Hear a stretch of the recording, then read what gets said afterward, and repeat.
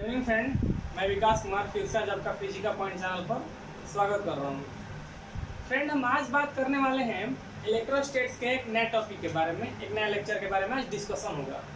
तो जैसा कि आपको पता होगा कि हमारा जो पिछला वीडियो जो था उसमें हमने पैरेलल प्लेट कैपेसिटर में एनर्जी को देखा था कि मतलब कि जो एनर्जी कितना होता है पैरेलल प्लेट कैपेसिटर के बीच में, और उसको कैसे हम अपने एग्जामिनेशन के व्यू से डिराइव किस तरह से कर सकते हैं। तो हमने क्या किया था कि जो हमारा पिछला वीडियो था उसमें ये सारा जो भी कंडीशन है, जो भी उसमें कप्लीमेंट्स होते हैं, उनका क्या क्या यूज होता है और किस तरह से डिराइव किया जाता है, एनर्जी कितना निकलता है, ये सारा जो भी ये कंडीशन था, जो क्रिएशन था, तो सब हमने पिछला वीडियो में कर रखा है। तो अगर आप उसे देखना चाहते हो तो आपको नीचे डिस्क्रिप्शन बॉक्स में उसका लिंक मिल जाएगा और आप उसको वहाँ से देख सकते हो। तो बेसिकली हमारा आज का टॉपिक है, हमने तो कैपेसिटर को पढ़ लिया। कैपेसिटर होता क्या है? कैपेसिटर को हिंदी में हम लोग बोलते हैं कि संधारित्र बोलते हैं उसको हम, और उसको एक मार्केटिंग मतलब एक कमर्शियल लैंग्वेज में उसको हम बोलते हैं कंडेंसर। तो हमने ये देख रखा है कि कैपेसिटर में यानी कि क्या होता है। तो कैपेसिटर एक ऐसा डिवाइस है जो चार्ज को स्टोर करने का काम करता है। और चार्ज को स्टोर क्यों करता है? क्योंकि ये कैपेसिटर जो होते हैं कंडेंसर के रूप में पंखे में लगाया जाता है, क्योंकि वहाँ पर ये कंडेंसर, ये कैपेसिटर एक इनिशियल टॉर्क इसको देता है। यानी अगर हम यूँ बात कर लें तो ये क्या करता है, ये कैपेसिटर वो वहाँ पर वो पंखे को फर्स्ट टाइम में एक कोणीय बल प्रदान करता है, मतलब एंगुलर फोर्स देता है, जिसके कारण एक बार मूव कर जाए। और फिर क्या होता है कि लगातार आपका जो एसी से कनेक्शन मिलता रहता है, जिसके कारण पंखा मूव करता रहता है। तो बेसिकली इसका काम होता है फर्स्ट टॉर्क को प्रदान करना और चार्ज को स्टोर करने का काम होता है। साथ ही हमने उसका बनावट भी देखा था। उसके बाद हमने ये देखा है कि पैरेलल प्लेट कैपेसिटर में कैपेसिटेंस यानी कि उसकी धारिता, उसका क्षमता कितना होता है पैरेलल प्लेट कैपेसिटर का, मतलब समानांतर प्लेट संधारित्र का। और साथ साथ ऊर्जा का भी कंडीशन हम देख चुके हैं। ये भी हमने देखा है कि पैरेलल प्लेट कैपेसिटर में कैपेसिटेंस का क्या रोल होता है, यानी कि समानांतर प्लेट संधारित्र में धारिता का क्या महत्व होता है, क्या रोल होता है, हमने ये देखा है। साथ साथ कि डाइइलेक्ट्रिक को देखा, हम लोग डाइइलेक्ट्रिक अलग पढ़े हुए हैं, मतलब कि द्विविद्युतीय।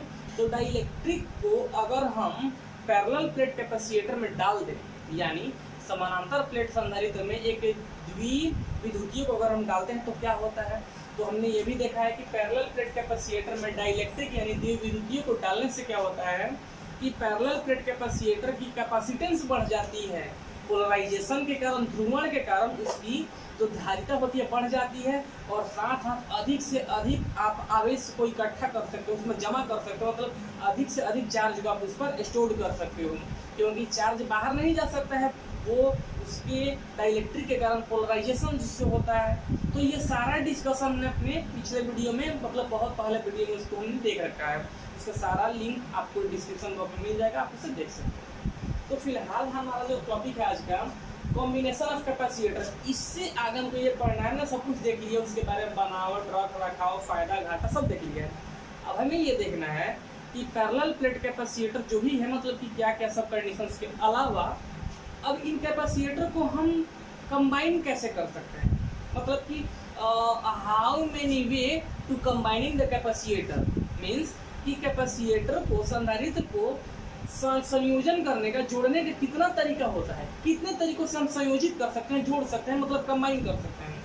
तो बेसिकली आपके माइंड में ये चल रहा होगा कि कैपेसिटर का कॉम्बिनेशन जो होता है यानी संयोजन जो होता है दो तरीकों से होता है। आपने अब बोलोगे कि सर हम तो ये तो चीज़ जो है 10th से ही पढ़ते हुए आ रहे हैं, सही बात है। वहाँ पर आप रेजिस्टेंस के बारे में पढ़े होंगे, प्रतिरोध का संयोजन, कॉम्बिनेशन ऑफ रेजिस्टेंस रजिस्टर, प्रतिरोधक का संयोजन आप पढ़ोगे। यहाँ पर कैपेसिटर यानी संधारित्र का संयोजन पढ़ोगे। तो दो तरीका से होता है, एक सीरीज और एक पैरेलल, मतलब एक श्रेणी में और एक समानांतर में होता है। तो ये दो तरह का कैपेसिटर को कंबाइन करने का तरीका होता है, और इसी के बारे में हमको बेसिकली आज पढ़ना है। तो ये जो कैपेसिटर होते हैं, इनका कॉम्बिनेशन आप दो तरीकों से कर सकते हो, एक होता है सीरीज और एक होता है पैरेलल। हम जरा एक चीज़ दिखाते हैं कि सीरीज पैरेलल क्या होता है। तो सीरीज में आप जिसे देख रहे हो पिक्चर्स, हमने दोनों सीरीज पैरेलल को डायग्राम के रूप में आपके सामने दिखा रखा है। तो सीरीज का मतलब होता है कि बहुत सारे कैपेसिटर, बहुत सारे संधारित्र को जब एक एक पॉइंट के साथ कनेक्ट करके आगे बढ़ते हैं उसको बोलते हैं सीरीज यानी श्रेणी। यानी कि संधारित्र जो भी है वो एक एक पॉइंट से कनेक्ट होते हुए जब आगे बढ़ता है तब उसको बोलते हैं श्रेणी। आई बात समझ में? यानी एक एक पॉइंट से जुड़ा रहेगा। यानी मान लीजिए कि अभी यहाँ पर कोई लड़का खड़ा है तो अपना हाथ इस तरफ कर दिया, फिर अगला लड़का फिर इसी हाथ पर पकड़ कर आगे बढ़ेगा। यानी कि सारे लड़के आपस में जुड़े हुए हैं, एक दूसरे से जुड़े हुए हैं। सारे लड़के एक दूसरे से जुड़े हुए हैं मतलब कि सारे कैपेसिटर एक दूसरे के पॉइंट से ऐड है। यानी कि जब कैपेसिटर्स का कॉम्बिनेशन हम 1 by 1 पॉइंट के साथ करते हैं, टर्मिनल पॉइंट के साथ करते हैं, तब इसको श्रेणी बोला जाता है, मतलब सीरीज बोला जाता है। पैरेलल में देख लो, पैरेलल में क्या होता है कि सारे कैपेसिटर मतलब एक से मोर देन वन कैपेसिटर्स को जब दो फिक्स पॉइंट के बीच में जोड़ते हो तब उसको बोलते हैं पैरेलल। ठीक समझना? जब एक से अधिक कैपेसिटर, एक से अधिक संधारित्र को दो पॉइंट के बीच में, निश्चित फिक्स्ड दो पॉइंट के बीच में जब आप जोड़ देते हो तो इसको बोलते हैं पैरेलल। जैसे कि सीढ़ी होता है, आप बांस का सीढ़ी देखो ना, दो बांस के बीच में बहुत सारा जो होता है मतलब कि डंडा जो होता है उसको लगा दिया जाता है। यानी कि दो बांस फिक्स हो गया, बहुत सारा आप उसमें डंडा लगा दो, वो हो गया पैरेलल। लेकिन सीरीज में ऐसा नहीं होता। सीरीज में क्या होता है कि सारे कैपेसिटर का अपना अलग अलग पॉइंट होता है, टर्मिनल पॉइंट होता है, तो इसको बोलते हैं सीरीज यानी श्रेणी, और इसको बोलते हैं पैरेलल यानी समानांतर। इसमें देख लो आप हर कैपेसिटर के लिए अलग अलग पॉइंट है, और इसमें एक से जितने कैपेसिटर सबके केवल दो ही पॉइंट के बीच में फिक्स किया गया, तो इसको बोलते हैं समानांतर पैरेलल, इसको बोलते हैं सीरीज। तो ये दो तरीका है जिससे आप इसको कंबाइन कर सकते हो, संयोजित कर सकते हो, जोड़ सकते हो। अब हम इसको 1 by 1 करके पढ़ेंगे। इसमें क्या देखें, क्या होता है, क्या नहीं होता है, क्या कंडीशन होती है, सब देखेंगे। इसमें कुछ छोटा छोटा न्यूमेरिकल्स भी एग्जाम्पल के तौर पर देखते हुए चलेंगे। ठीक है, तो हम इसको आगे बढ़ाते हैं। तो यही बेसिकली हम समझाना चाहते थे कि कॉम्बिनेशन जो होता है कैपेसिटर का वो दो तरीकों से किया जा सकता है, सीरीज और पैरेलल। अब हम यहाँ से क्या करेंगे कि इसको बारी बारी से 1 by 1 करके पढ़ेंगे कि सीरीज क्या होता है, कंडीशन इसका कैसा होता है, क्या क्या उसमें टर्म होता है, ये सब चीज तो देखेंगे। इन सीरीज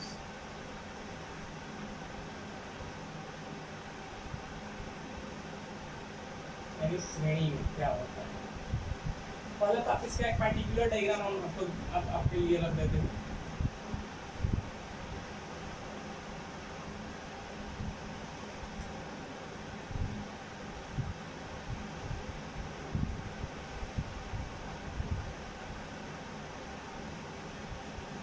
ये A, B, C and D नाम देते हैं C1, C2 और C3। ठीक है,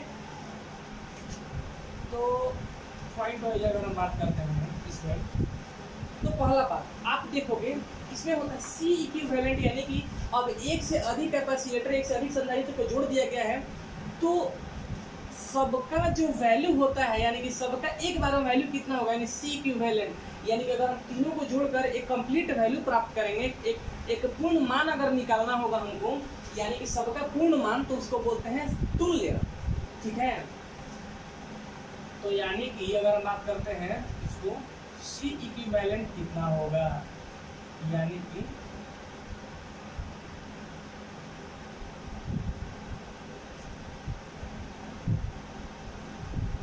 तुल्यधारिता इसको बोला जाता है। तुल्यधारिता कहीं कहीं इसको समतुल्य धारिता भी इसको बोला जाता है। तो ये कितना होता है, कैसे निकालोगे आप? तो ये निकलता है आपका, देखो किस तरह से, ये हम आपको कुछ अभी दिखाते हैं पहले। इसको बोलते हैं 1/C equivalent is equal to 1/C1 plus 1/C2 plus 1/C3 plus dot dot dot आप जहाँ तक जाओगे 1/Cn, यानी कि जहाँ तक आप लेकर जा सकते हो इसमें। तो ये इसका C इक्विवेलेंट निकालने का हो गया तरीका। C इक्विवेलेंट निकालने का ये तरीका हो गया। आप 1/C1, 1/C2, 1/C3, 1 जहाँ तक आप जा सकते हो वहाँ तक इसको एडिशनल फॉर्म में रखते हो, तो आप C इक्विवेलेंट यानी कि तुल्य धारिता प्राप्त कर सकते हो। यानी कि इसका जैसे मान लो कि आप जोड़ रहे हो ना, सब तो इसमें लगा हुआ है। आप एक ही बार में अगर वैल्यू प्राप्त करना चाहते हो तो इस तरह से आप वैल्यू निकालोगे, ठीक है। हम आपको याद दिला देते हैं, जैसे हम लोग 10th में प्रतिरोध का संयोजन पढ़ते हैं, यानी कि इस रजिस्टर्ड का कॉम्बिनेशन, तो वहाँ पर ये जो कंडीशन 1/1 करके जो कंडीशन होता है ये पैरेलल में होता है, रजिस्टर के लिए पैरेलल में होता है।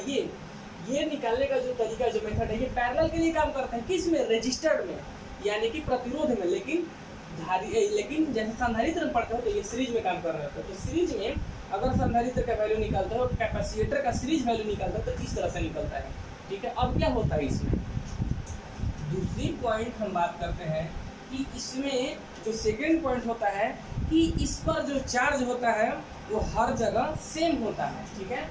इसमें तो बात करते हैं चार्ज ऑन ईच कैपेसिटर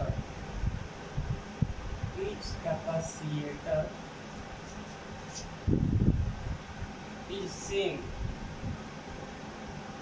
यानी दैट इज Q1 बराबर Q2 बराबर Q3 बराबर Q4 यानी हम क्या बात कर रहे हैं, हर कैपेसिटर पर, हर प्रतिरोध पर चार्ज जो होता है सेम होता है, यानी कि आवेश जो होता है वो सभी संधारित्र पर बराबर होता है, यानी आवेश का मान श्रेणी में कभी नहीं बदलता। यानी कि अगर C इक्विवेलेंट पर बात करते हैं कि Q है तो C2 पर भी Q होगा और C3 पर भी Q होगा, यानी कि सारे कैपेसिटर पर, सारे संधारित्र पर आवेश का मान क्या होता है, बराबर होता है। किस में? श्रेणी में, यानी कि सीरीज में चार्ज क्या होता है, इक्वल होता है। आपको ये समझना होगा, ठीक है। अब हम बात करते हैं इसका थर्ड पॉइंट का, यानी कि यहाँ पर वोल्टेज के लिए, यानी कि अगर वोल्टेज का अगर हम इसको बोलते हैं कि कहीं ना कहीं अगर पोटेंशियल डिफरेंस का बात किया जाए,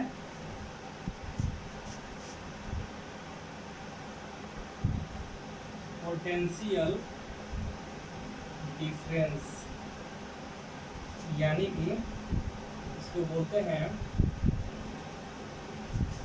कि ऐसा तो नॉर्मली आप लोग वोल्टेज की बात करते हो, लेकिन यहाँ पर हम बात कर रहे हैं पोटेंशियल डिफरेंस का, तो विभवांतर इसको बोलते हैं, विभवांतर।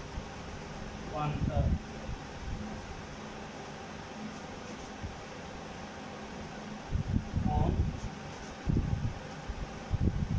Each capacitor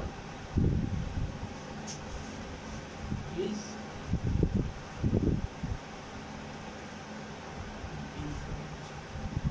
that is V equivalent is equal to V1 plus V2 plus V3। हाँ, ये थर्ड पॉइंट समझिएगा। ये बता रहे हैं potential difference on each capacitor is different, यानी क्या बता रहे हैं, विभवांतर जो होता है वो मतलब प्रत्येक कैपेसिटर पर, प्रत्येक संधारित्र पर विभवांतर जो होता है वो अलग अलग होता है। यानी कि चार्ज, आवेश सेम हो जाता है लेकिन वोल्टेज बदल जाता है। आवेश सेम यानी चार्ज सेम और वोल्टेज चेंज कर जाता है। सीरीज में आपको ये चीज समझना होगा,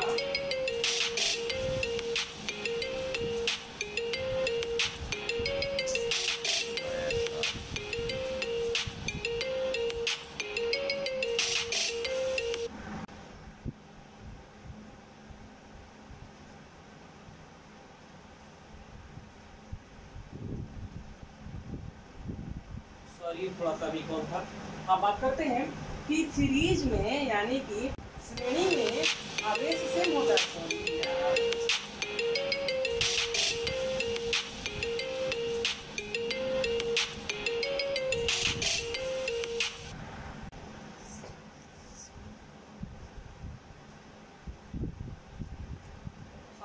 तो बात कर रहे हैं कि सीरीज में आपको चार्ज जो होता है सेम होता है, बट पोटेंशियल डिफरेंस चेंज कर देता है। यानी कि श्रेणी में आवेश समान होता है, हर एक संधारित्र पर आवेश समान होता है, लेकिन विभवांतर बदल जाता है। आप देख रहे हो, तो इतना सारा कंडीशंस आपको केवल मिलेगा सीरीज के लिए, ठीक है। तो हम अब क्या करते हैं कि थोड़ा सा एक छोटा सा न्यूमेरिकल को जरा चेक कर लेते हैं कि कैसे कैसे कंडीशंस किस तरह से निकाल पाते हैं। तो ये बेसिक आपको मतलब कि प्राप्त हो रहा होगा कि किस तरह से ये सीरीज में होता है कॉम्बिनेशन, सीरीज कॉम्बिनेशन, यानी कि श्रेणी में कंडीशंस क्या होता है। तो ये आपको इतना सारा चीज़ जानना होगा। एग्जामिनेशन में से किसी को भी ऑब्जेक्टिव बना सकता है, तो ये आपको बारीक पॉइंट से जानना होगा इस चीज़ को, ठीक है। तो हम बात करते हैं जरा यहाँ पर एक न्यूमेरिकल्स का एक एग्जाम्पल के तौर पर बात करते हैं। उम्मीद है कि आप लोग इसको लिख लिए होंगे। तो हम देखते हैं यहाँ पर क्या होता है, ठीक है। तो यहाँ से हम एक छोटा सा न्यूमेरिकल को लेते हैं, एक example.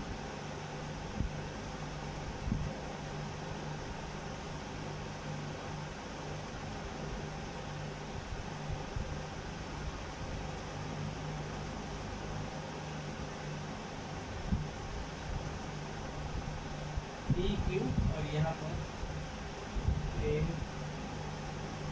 B C, C1 C2 C3 C4।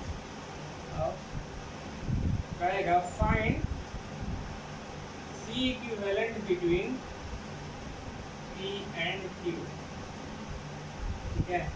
If C1 is equal to C3 2 microfarad और C2 is equal to C4, ये होगा 4 माइक्रोफैराड। यहाँ पर क्वेश्चंस दिया हुआ है कि आपको C इक्विवेलेंट निकालना है। पॉइंट P और Q के बीच में जितना भी कैपेसिटर है उनके C इक्विवेलेंट यानी तुल्यधारिता आपको प्राप्त करनी है। क्वेश्चन में दे रहेगा कि C1 और C3 यानी फर्स्ट और थर्ड का वैल्यू है 2 माइक्रोफैराड और सेकंड और फोर्थ का वैल्यू है 4 माइक्रोफैराड। तो हम फाइंड करते हैं जिस तरह से हमारे पास अभी कंसेप्ट है कि निकालने का तरीका क्या होता है। तो हम यहाँ से निकालते हैं C इक्विवेलेंट के लिए। तो यहाँ पर वैल्यू पुट करते हैं, C1 2 है, C2 आपका 4 है, फिर C3 आपका 2 है और C4 आपका 4 है। आप इसको हल कर लो, 2 4 2 4 का एलसीएम हो जाएगा 4, यहाँ पर होगा 2 4 1 2 4 और ये हो जाएगा 1। तो कितना हो जाएगा 6/4। अगर इसको आप हल करते हो 2 3 या 6 2 3 4 तो मिलेगा 3/2। तो इसीलिए फाइनली इसको चेंज कर दो। अभी तो 1/में था ना, ये सब 1/में चल रहा है। फाइनली अगर आप इसको करें तो इसको कितना आ जाएगा 3/2।